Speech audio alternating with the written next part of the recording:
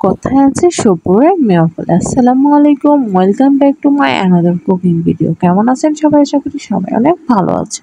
আমরা অনেকেই লাচ্চা পরোটা খেতে অনেক বেশি পছন্দ করি, কিন্তু অনেকে এটাকে ঝামেলা মনে করি, যার কারণে এটা বাসায় তৈরি করি না।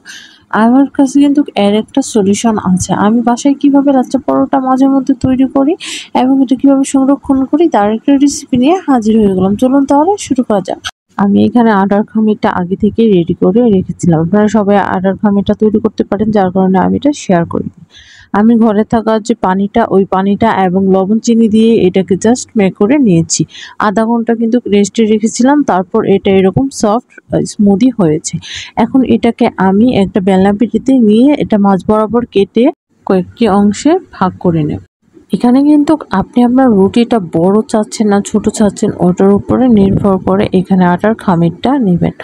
আমি সবগুলোকে মিডিয়াম সাইজের নেব, সো আমি আমার পছন্দ অনুযায়ী এগুলোকে কেটে নেব।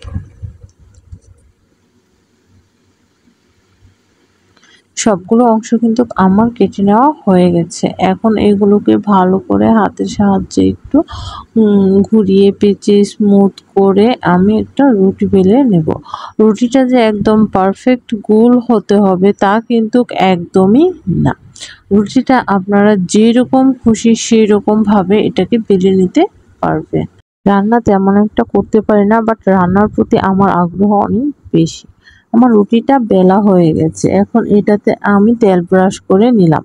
এখন একটি ছুরির সাহায্যে আমি পুরো রুটিটাকে পাতলা পাতলা করে কেটে নেব। একদম যতটুকু পারবেন চিকন চিকন করে কেটে নেওয়ার চেষ্টা করবেন। এই রুটিটা তৈরি করতে আমারও কিন্তু অনেক কষ্ট লাগতো। যখন থেকে আমি এটা প্রসেসিং করার শিখে গেছি, তখন থেকে এটা আমার কাছে খুবই ইজি লাগে। এখন কিন্তু কাটা রুটিটাকে আমরা আবারও গোল গোল করে রোল করে নেব। আপনার স্কিনে ভালো করে খেয়াল করবেন। আমি একই প্রসেসিংয়ে প্রায় অনেকগুলো তৈরি করে নিয়েছি। এখন এগুলোকে নেক্সট যে ধাপ, ওই ধাপে আমরা চলে যাব।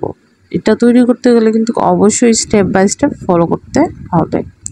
এটা কিছুক্ষণ কিন্তু রেস্টে ছিল, যার কারণে আপনি হাত দিয়ে যখন ধরবেন তখন এটা অটোমেটিক লম্বা হয়ে আসবে, যেমনটা আপনার স্ক্রিনে দেখতে পাচ্ছেন। কষ্ট করার পরে যখন কষ্টটা সার্থক হয়, তখন কিন্তু নিজের মনের ভিতর একটা অন্যরকম ফিলিংস কাজ করে। এই রুটিটা অনেকে অনেকভাবেই তৈরি করে থাকে। আমি যেভাবে তৈরি করি, আমি ওই রেসিপিটাই আপনাদের সঙ্গে শেয়ার করেছি। আর এটা আমি যে কোনো সময় যেন খেতে পারি, তার জন্য কিন্তু আমি এটা তৈরি করে ডিপ ফ্রিজে সংরক্ষণ করে রেখেছি। সো আপনারাও চাইলে কিন্তু এই রুটিটা তৈরি করে ডিপ ফ্রিজে সংরক্ষণ করে রাখতে পারেন।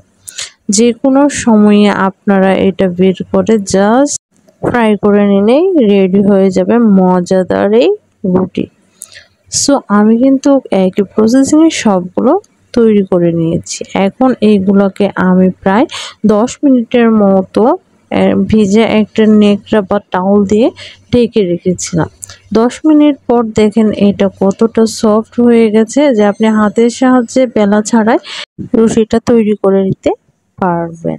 সো যে দেখেন এটা কতটা পারফেক্ট হয়েছে, প্রত্যেকটা লেয়ার বাই লেয়ার কিন্তু দেখা যাচ্ছে। সো আমি একই প্রসেসে কিন্তু সবগুলোকেই তৈরি করে নিয়েছি। আমি এখানে কিন্তু সাদা তিল ইউজ করেছি কয়েকটাতে, এটা জাস্ট আপনারা স্কিপ করতে পারেন। আমার ভালো লেগেছিল তাই আমি অ্যাড করেছি এবং আপনাদের সঙ্গে শেয়ার করেছি। সো যে দেখেন আমার এগুলো তৈরি করা হয়ে গেছে।